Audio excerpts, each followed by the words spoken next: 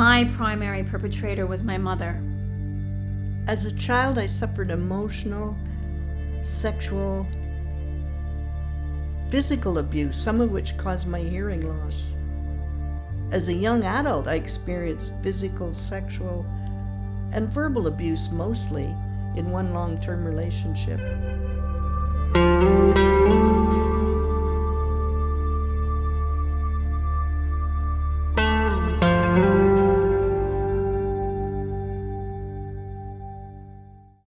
It's affecting women with disabilities so much more than, unfortunately, just about any other issue. I think it's important to understand that the violence is a systemic result of many of the oppressions women with disabilities face. Unfortunately, for many women with disabilities, this is really what their day is made up of different forms of violence, whether it's physical violence or system abuse.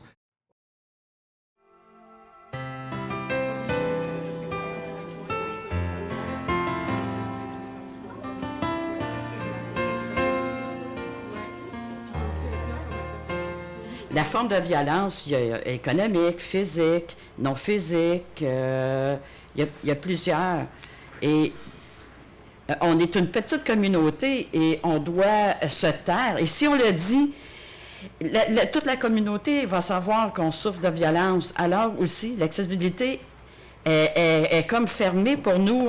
Il faut prendre une interprète, il faut avoir confiance à l'interprète, aux entendants.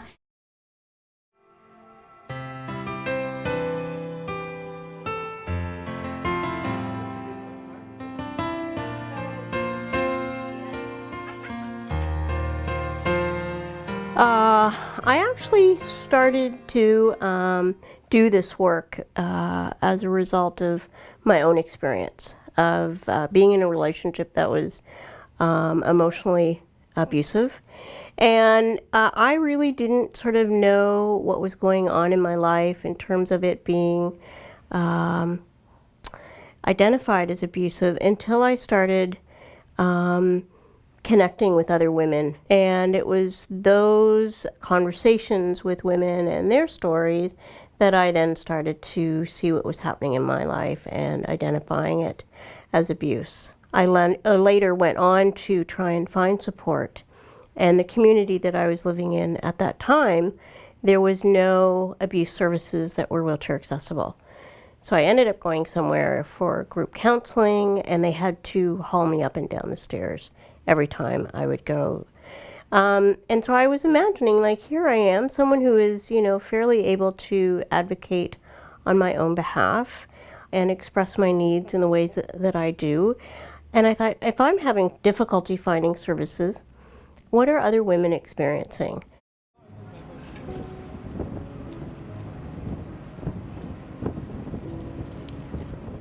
When you're relying for someone to help you, if you get supported independent living, it's only a couple of hours. The rest of the time, you have to be reliant upon people to help you do the things you do. Well, what if that person, I've heard people say, you mean they're not supposed to cash my check and keep some of the money? No. Then, of course, the next question is, well, if I report that person to the police, what happens to me? What do I do? I usually try to give myself an hour to decompress because of the way he throws me in a chair. I sometimes have spasms for up to an hour, despite me telling him to slow down. Sometimes I have to get angry and use the policy of making him leave my apartment for 10 minutes for him to understand. He keeps telling me to hurry up, which is when I raise my voice and tell him to leave me alone. And then he gets upset and leaves. One of my attendants sometimes didn't listen to what I was saying, so I would get angry. One time, he took my dinner away and left. He was mean. It's just that I don't think he really likes the job. It's just a paycheck for him. He just wants to get through the appointments. I know he's overworked.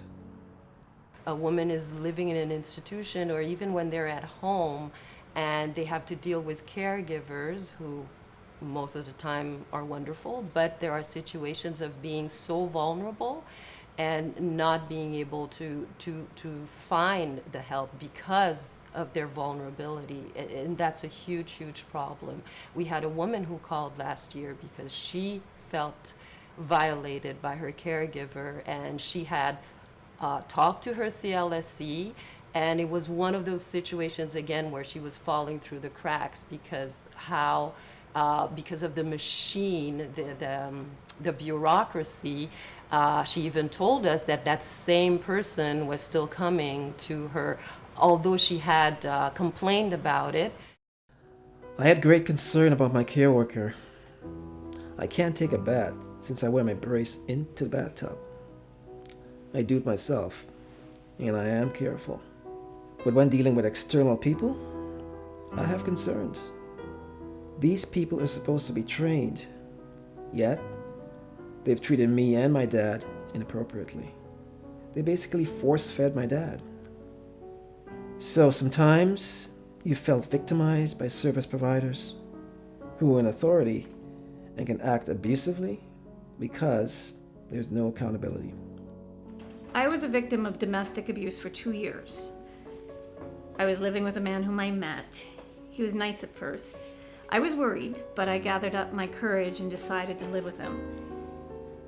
He would beat me and ridicule me every time I would refuse, for example, to give him money. At first he would just threaten me and I'd give him what he wanted, but when I started saying no, when I had no money, he'd get angry.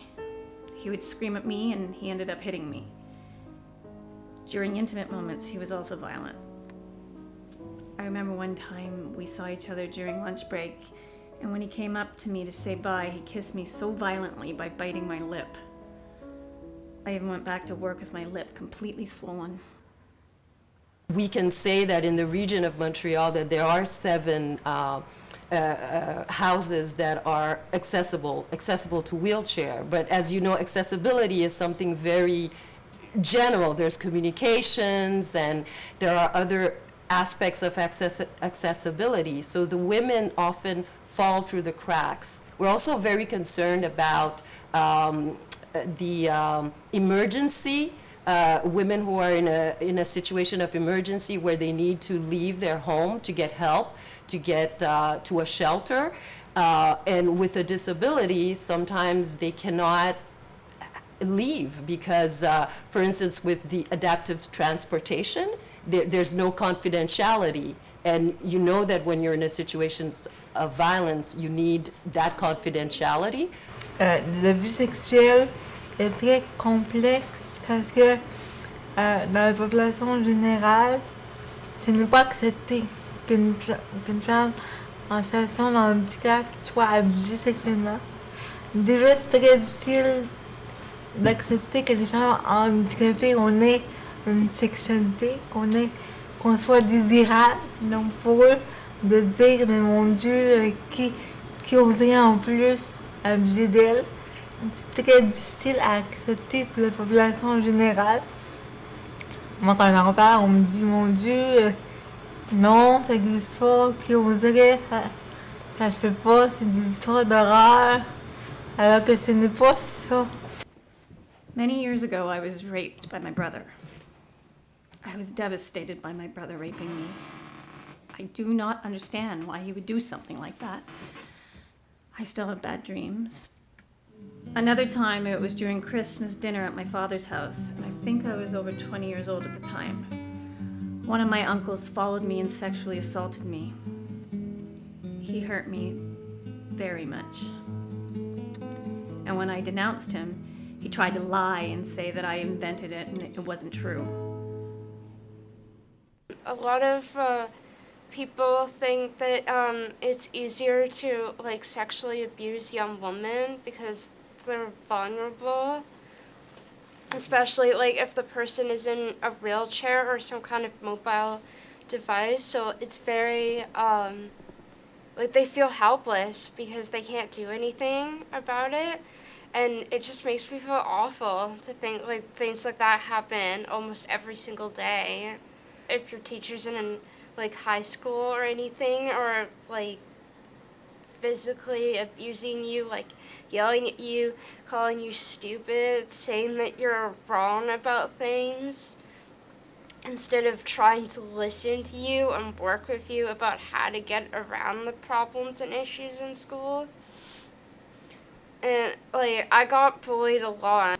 When the bullying is online, like using the internet, it can happen like using Facebook, Twitter, emails, maybe a work website that lots of people use, or a high school website, because then like there's an unlimited amount of abuse that can happen. And a lot of the students who get abused that way, like they try to kill themselves because they're going through so much pain and misery and suffering, and some of them don't want to talk to anybody about it. It's a double-edged sword. As a man, it's hard to say I was abused. In my experience, some people expect you to be strong, even those with disabilities. You can be strong up to a point. What I went through with the abuse, we were told to be strong, but when we do speak up, we're not even taken seriously. That's what I find. You know, sexual abuse happens for men with disabilities, but we don't talk about that. It's like we're not strong enough to even defend ourselves. Many people categorize newcomers and do not give them a chance here. My disability, the language barrier, the fact that I did not know much about my new country, and having a son with autism. Not knowing how to read and write well, my fear and lack of self-esteem. I didn't know how to ask for what I needed. Au niveau de l'immigration, là, pour les personnes sourdes, là, les personnes pensent que les signes, c'est universel. Dans différents pays, il y a différents signes. Les Français, l'anglais, on a différents... C'est comme les personnes attendantes. Le ASL, ça dépend des pays. Ici, on a la LSQ. Dans d'autres pays, là, l'obstacle est encore pire pour un immigrant qui est personne sourde et qui a une autre langue. Alors, nous, on peut l'accueillir, mais on a une limite aussi. Il faut qu'on essaie de discuter, de faire plus de la gestuelle. Et souvent, on l'accompagne avec un interprète et moi, l'intervenante, et la personne femme immigrante, et pour voir ses besoins. Alors, il y a beaucoup d'obstacles. Pour moi, là, pour les personnes immigrantes, il y a beaucoup de barrières. C'est pire pour moi. When I think of elder abuse, I think of lack of for a person who is physically unable. I think of the lack of personal care, like changing of a diaper or bathing or doing your hair. Just the personal touches that make all the difference in the world. Aging presents isolation as a natural part of the picture for everybody.